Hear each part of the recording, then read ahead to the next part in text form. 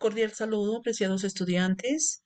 Hoy, desde el curso de Psicofisiología, un tema interesante como estas principales estructuras cerebrales y características principales de la motivación. Como ustedes saben, el curso de Psicofisiología permite el acercamiento al sujeto biopsicosocial. Al dar cuenta de los aspectos tanto biológicos, fisiológicos, psicológicos y sociales que le permiten al ser humano adaptarse, interactuar y desarrollar procesos de aprendizaje. Es importante para ello hablar de una manera muy resumida sobre las principales estructuras del cerebro. ¿Sí? Podemos mirar que se resaltan con colores cómo en sí está conformado esa estructura interna del cerebro y tener en cuenta que entre las estructuras del cerebro están el tronco encefálico, compuesto por la médula espinal y la médula oblonga, ¿sí? Los pedúnculos cerebrales y el cerebro medio. El cerebro, el cerebelo en sí y el diencéfalo. Bueno, la corteza cerebral engloba dos hemisferios y cuatro lóbulos. La función del hemisferio derecho es regular las funciones motrices y motoras del lado izquierdo de nuestro organismo. Y asimismo el hemisferio izquierdo regula del mismo modo el lado derecho. Ambos hemisferios están unidos por el cuerpo calloso, ¿no? Y el lóbulo frontal es el lóbulo cerebral más grande de la corteza cerebral. Está ubicado en la parte delantera, justo, si ustedes observan, detrás de la frente. Se extiende desde la parte más anterior hacia la cisura de Rolando. Ese es el centro de mando. Es como decir el que tiene el control del cerebro humano. Y por eso es llamado el gran director de la orquesta. El cerebro siempre va a controlar lo que piensas, lo que sientes y cómo aprendes y recuerdas y la forma en que te mueves. Qué importante es identificar estas estructuras cerebrales. Les invito a que así, desde ese espacio tan interesante como es la biblioteca, ustedes puedan lograr comprenderlo, indagarlo, analizarlo, ¿sí? Porque para eso precisamente se hizo ese espacio. Y así nos daremos cuenta de cómo funciona ese sistema cerebral, su estructura desde lo interno y asimismo cómo eh, eh, se estructura en nuestro quehacer, en nuestro ser, en nuestra forma de desempeñarnos nosotros los seres humanos. ¿Listo? Bueno, ahora sí vamos a continuar con lo que queremos tratar en este momento, que es el sistema límbico. Vamos a adentrarnos un poquito en esta parte. Vamos a mirar que desde el sistema límbico significa borde, ¿sí? Y que su denominación de sistema límbico se ha utilizado de manera imprecisa. Imprecisa, ¿por qué? Porque lo que se quería era aludir a un grupo de estructuras que se encuentran en la zona limítrofe entre la corteza cerebral y el hipotálamo. ¿Sí? Entonces, no se lo miraba, no se le miraba la importancia de todo lo que desde el sistema límbico se desataba.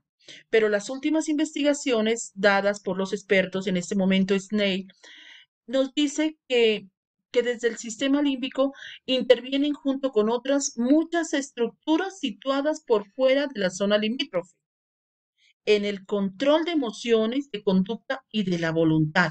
Y en este momento también parece ser importante para la memoria. Bueno, vamos a seguir y en este momento lo que se quiere es llegar a entender cómo son estas principales estructuras cerebrales y las características principales de la motivación. Cuando nosotros hacemos referencia al sistema límbico, que también es llamado cerebro emocional, es un sistema cerebral, ¿sí? Hay que identificar esa parte. Está formado por diferentes estructuras del encéfalo y que se encuentran interconectadas y que participan en funciones como la memoria, el aprendizaje, la regulación de las emociones, la gestión del miedo, y se trata de una de las regiones más ancestrales de nuestro cerebro. Además, es un sistema muy implicado con funciones de supervivencia y en funciones metabólicas.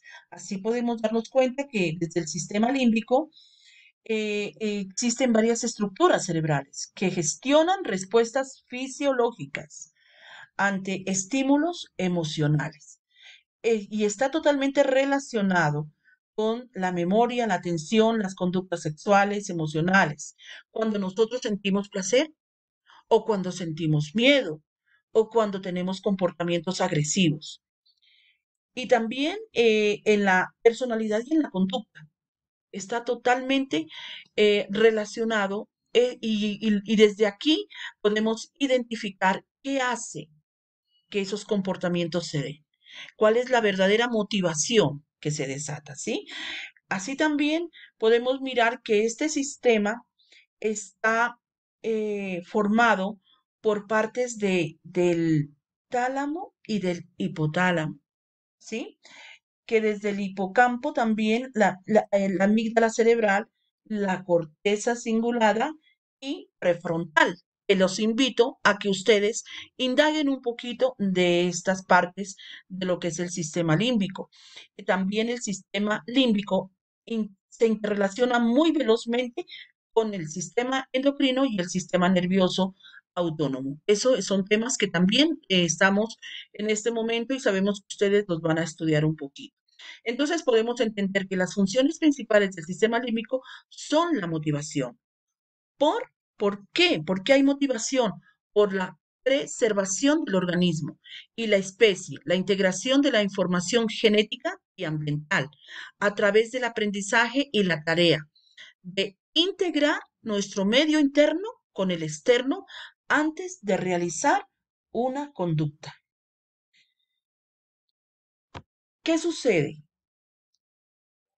Interviene en la conducta de una manera instintiva, de conservación individual y de la especie. ¿Mm? Por ejemplo, huida, cuando huimos, cuando en la búsqueda de alimento, la necesidad, ¿sí? de alimentarnos, cuando sentimos que nuestro carácter se regula, hay condiciones en la actividad social del individuo, cuando nos permitimos adecuarnos a la realidad. En estos momentos nos ha tocado, ¿sí? Y en el momento en que se vive. También desde la manera como se modulan las funciones viscerales y endocrinas del organismo. Y también participa en el control de la vigilia y el sueño. Forma parte del proceso de excitación y de atención. Entonces podemos mirar que es un componente fundamental del sistema límbico, es el hipotálamo. ¿Por qué? Porque desde sus estructuras afines se desatan funciones dentro del control de los comportamientos. ¿Mm? Son regiones que regulan muchos estados internos del cuerpo hacia lo externo, ¿no? La temperatura corporal, la osmolalidad de los líquidos corporales y los impulsos para comer y beber, y para controlar el peso corporal. Son funciones internas, ¿no? Internas. Esto van desde lo interno, que se denominan en su conjunto funciones vegetativas del encéfalo. Y su control se encuentra íntimamente emparentado con el del comportamiento. ¿Mm? Ese es el sistema en sí, límbico y les invito a seguir indagando. Sigamos indagando, es mucho, el tiempo es corto para llevar esto, pero ahí estaremos acompañándoles a través de estos espacios. Felicidades y muchas gracias por su atención.